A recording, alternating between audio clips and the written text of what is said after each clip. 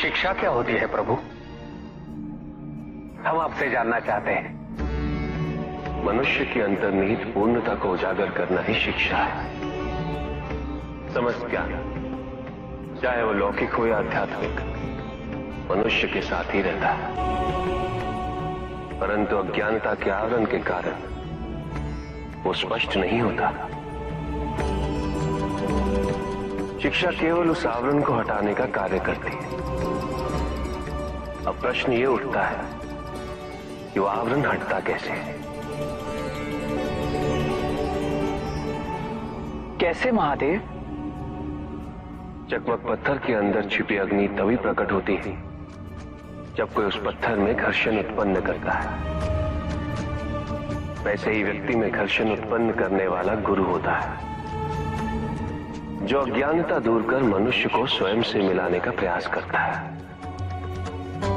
गुरु शिष्य को जन्म नहीं देता, अपितु आकार देता है। अब समय आने ही वाला है। प्रभु, यदि आप स्वयं यहाँ कैलाश में उपस्थित हैं, तो प्रतिदिन का संध्या काल पूजन आपके समक्ष क्यों नहीं होता है? पूजित का साक्षात सामने होना मन को भटकने नहीं देता।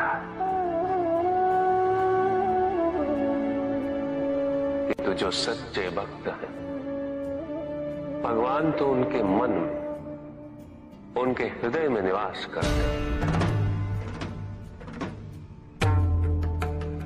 जिनके हृदय में श्रद्धा है, उनके लिए पूजा करने हेतु अपने आराध्य का साक्षात सामने होना अनिवार्य नहीं।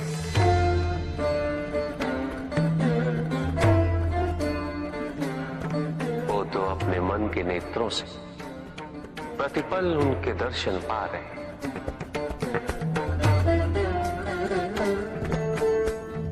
उनकी प्रत्येक अनुभूति में भगवान है।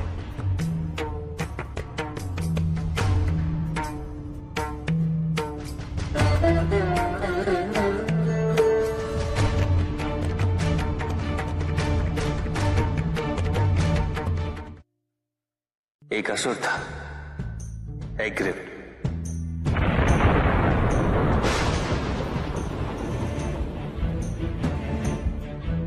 एक दिन वो ब्रह्मलोक गया।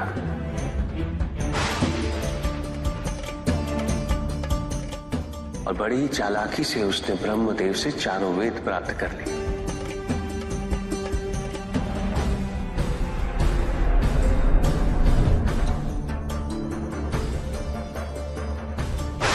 और जाके समुद्र में छुप गया।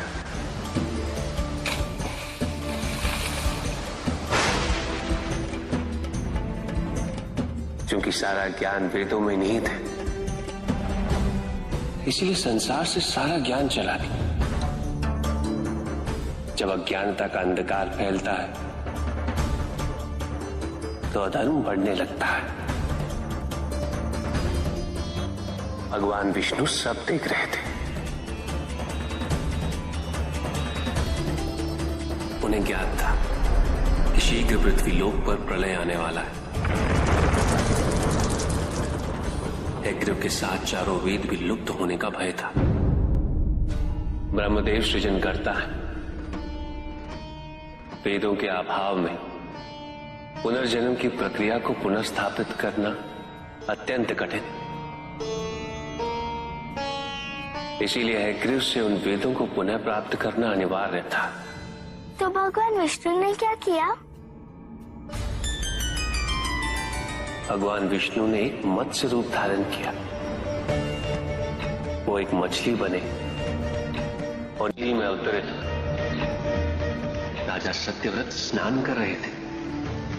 एक छोटी सी मछली उनके हाथ में आ गई। इतनी छोटी मछली? भगवान विष्णु? हाँ, राजा सत्यव्रत उस मछली को जल में छोड़ने जा ही रहे थे कि उस मछली ने बड़ी मछलियों का भय जताते हुए उनसे विनती की। उनसे कहा कि वो उसे अपने साथ ले चले। राजा सत्यव्रत अत्यंत दयालु थे। मछली को अपने कमंडल में शरण दे दी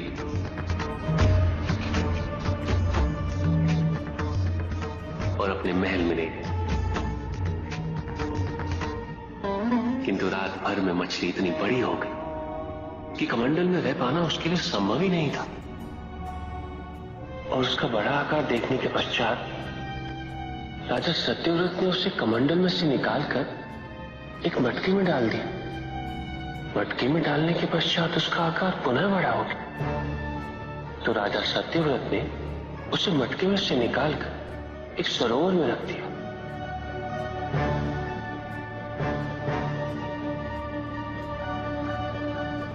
किंतु उस एक ही रात में सरोवर में रखने के पश्चात भी उसका आकार इतना बड़ा हो गया कि उसे नदी में रखना पड़ा। किंतु नदी में रखने के पश्चात भी उसका आकार पुनः बड़ा हो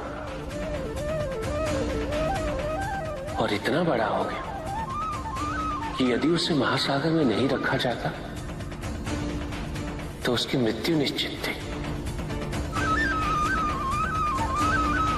राजा सत्यव्रत उसे महासागर की ओर ले गए।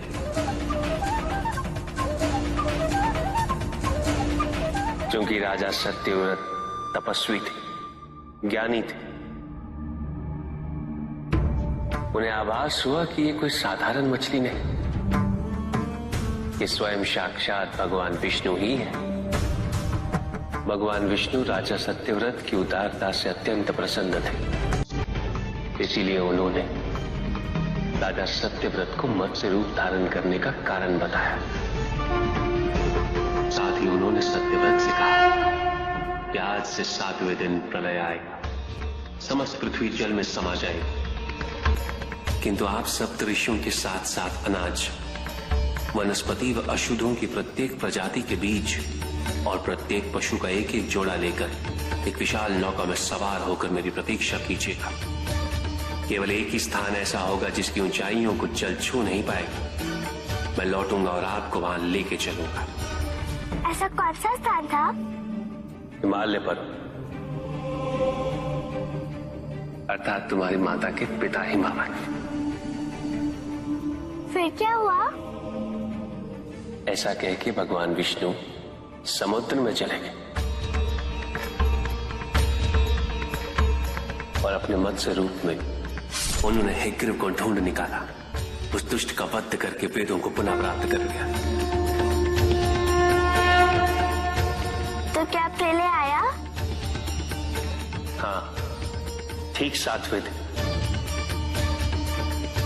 किंतु भगवान विष्णु के आदेश अनुसार राजा सत्यव्रत एक विशाल नौका में उनकी प्रतीक्षा कर रहे थे। तभी विष्णु जी एक सींग वाली विशाल स्वर्ण मत्स्य रूप में प्रकट हुए। नौका को मत्स्य से बांधते हेतु सर्पराज वासुकी का प्रयोग किया गया और विष्णु जी ने अपने वचन अनुसार उन सबको हिमालय तक सुरक्षित पहुंचाया, ताकि प्रलय के पश्चात वेदों के आधार पर संसार पुनः बसाया जा सके।